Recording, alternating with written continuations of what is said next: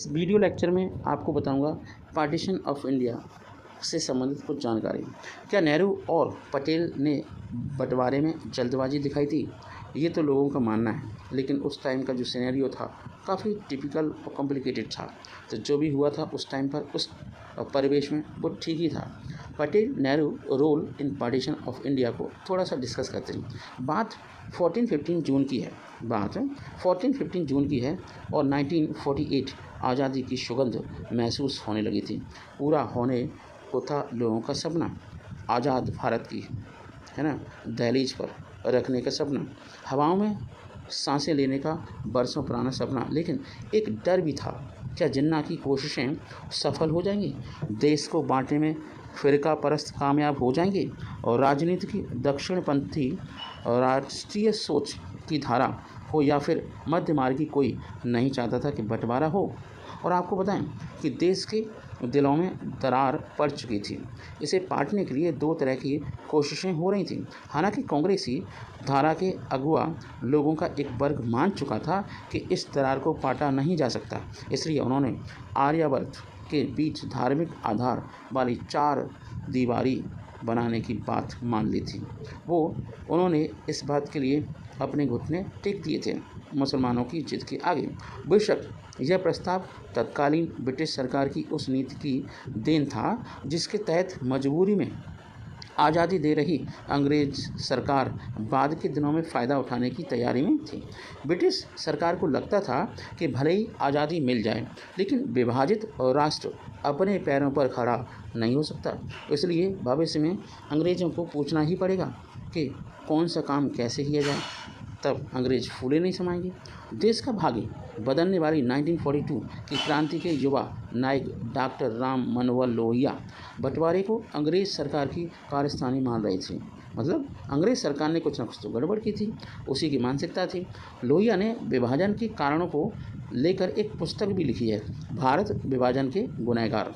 मतलब भारत के कौन कौन से ऐसे गुनहगार हैं जिन्होंने विभाजन में पार्टिसिपेट किया और वो जनता को बिल्कुल भी नहीं चाहते थे। इस पुस्तक में उन्होंने बंटवारे के लिए सिर्फ जिन्ना और उनकी राजनीति को ही जिम्मेदार नहीं ठहराया, बल्कि वह इतिहास को भी इसके लिए जिम्मेदार मानते हैं। लोहिया मानते हैं कि 600-700 साल के बीच हिंदू मुस्लिम एकता का चाहे जितना भी पाठ पढ़ाया गया हो, लेकिन अकबर और जहांगीर के शासन को छोड़ दें तो दिलों की दरार फटी नहीं थी। और मुस्लिमों के दिलों में हिंदुओं के लिए कट्टरवाद था। उन्हें बिल्कुल भी पसंद नहीं थे हिंदू। नन्हे से मुसलमान और जायज़ हिंदुओं को पसंद नहीं करते थे। अब हिंदुओं की समस्या क्या है? वो पूरे वर्ल्ड में कोई देश ही नहीं, तो वो जाए तो जाएगा। भारत के हिंदू और मुसलमान एक ही इतिहास के प्रति भिन्न भिन्न दृष्टिकोण रखते हैं। ऐसे हिंदू बिरले ही होंगे जो एक मुसलमान शासक या इतिहास पुरुष को अपने पुरखों के रूप में स्वीकार करें, क्योंकि उसी तरह का एक मुसलमान बिरलाई होगा जो कि हिंदू इतिहास पुरुष को अपना पुरखा माने। लोहिया एक तरह से भारत विभाजन के लिए दोनों कौमों और धर्म के मानने वालों की इतिहास दृष्टि को बुनियाद मानते हैं। उनका कहना है, अगर दोनों कौमों ने इतिहास की एक जैसी व्याख्या स्वीकार की होती, समझ रहे ना आप, तो वे शांति के साथ रह रही ही होती और देश विभाजन का सवाल ही नहीं उठता। तो क्या यह मान लें कि सिर्फ इतिहास को लेकर हिंदुओं और मुसलमानों का अपना अपना नज़रिया ही भारत के बंटवारे का जिम्मेदार रहा? लेकिन इससे जुड़ी ऐतिहासिक घटनाएं कुछ और भी कहती हैं। वो घटनाएं इस प्रकार से हैं कि जब विभाजन के प्रस्ताव को कांग्रेस के नेताओं ने स्वीकार कर लिया, तब गांधी नौका खाली में थे।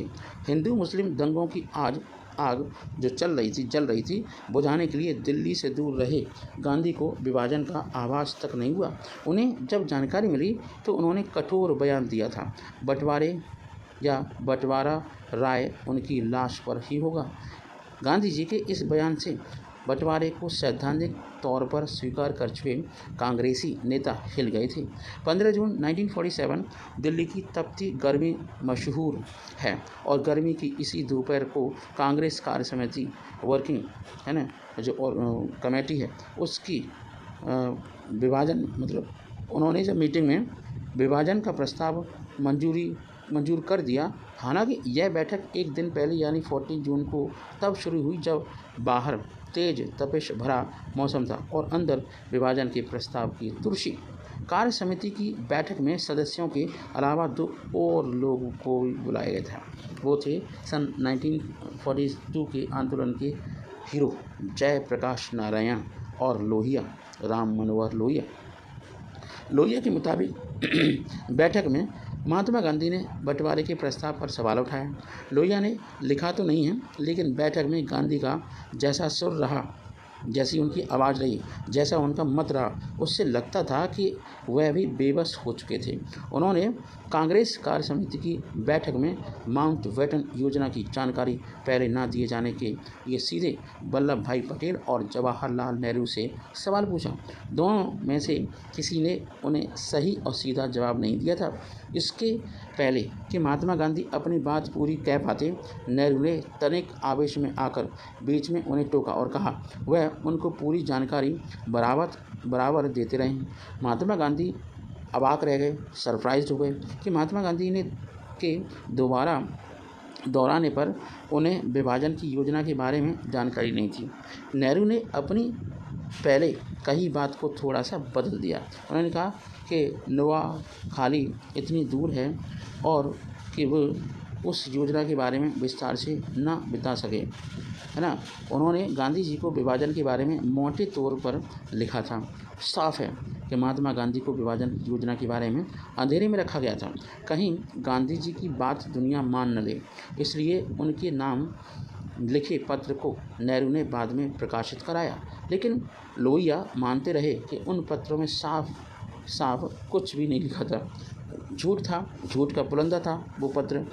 लोहिया का निष्कर्ष है कि विभाजन को लेकर पटेल और नेहरू के बंटवारे की बात पूरी तरीके से गांधी जी नहीं मानी थी और इसे एक बचकानी हरकत माना था।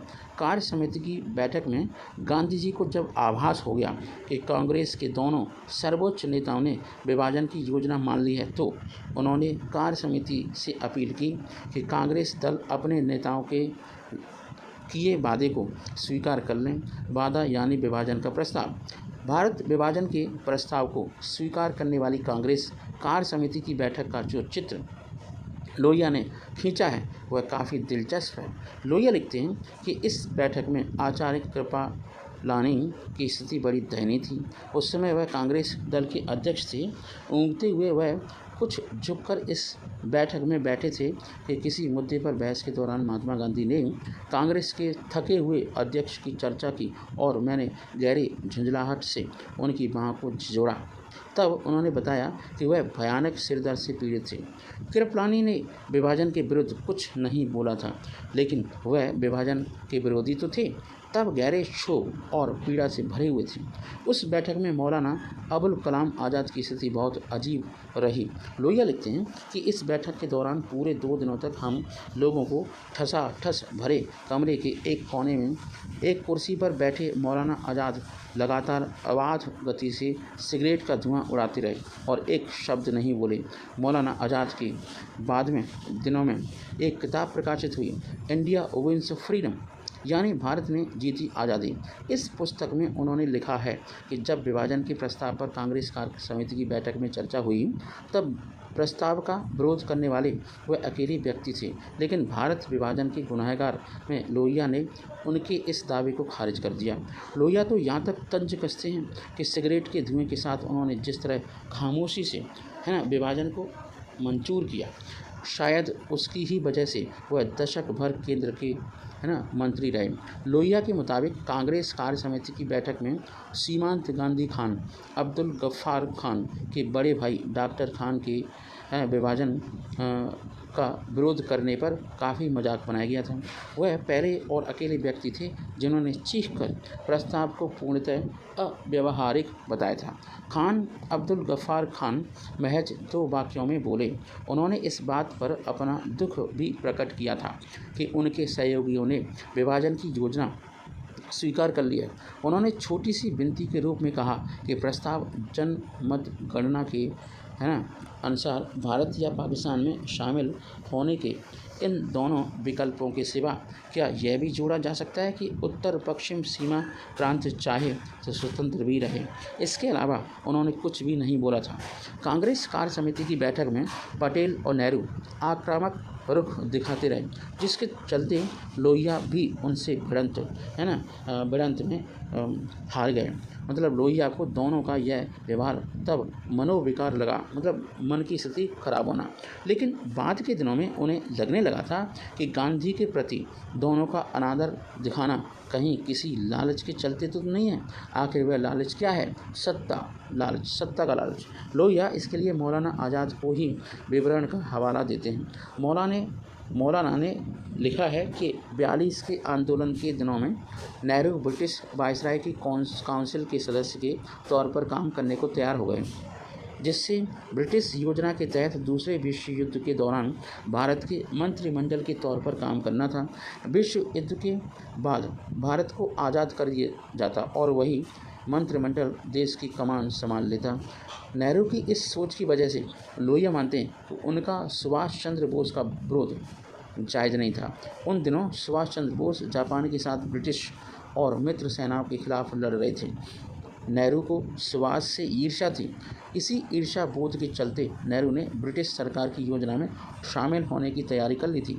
लोहिया आखिर में इस नतीजे पर पहुंचते हैं कि इतिहास बोध जिन्ना की जिद के साथ साथ विभाजन के लिए जिम्मेदार भारत के बुढ़ाते नेताओं की चिंता भी रही। चिंता यह कि अगर आज़ादी का संघर्ष लंबा चला तो सत्ता के सुख से वंचित रह सकते हैं। इस तरह भारत का बंटवारा मंजूर कर लिया गया और देश की जनता को बताया गया कि ये तो मुसलमानों ने किया है। ब्रिटिश सरकार हिंदुस्तानी दिलों की दरार का फ़ायदा उठाने में कामयाब रही थी। उस टाइम पर देश के बंटवारे के लिए पटेल नेहरू ने महात्मा गांधी को छोड़ा अकेला। इस तरह पलटे जिन्ना और देश को तोड़ दिया। अब हम बताते हैं कि सारे जहां से अच्छा लिखने वाले इकबाल कैसे बन गए थे कट्टरपंथी। बताते हैं नेक्स्ट वीडियो में। जय हिंद, जय भारत।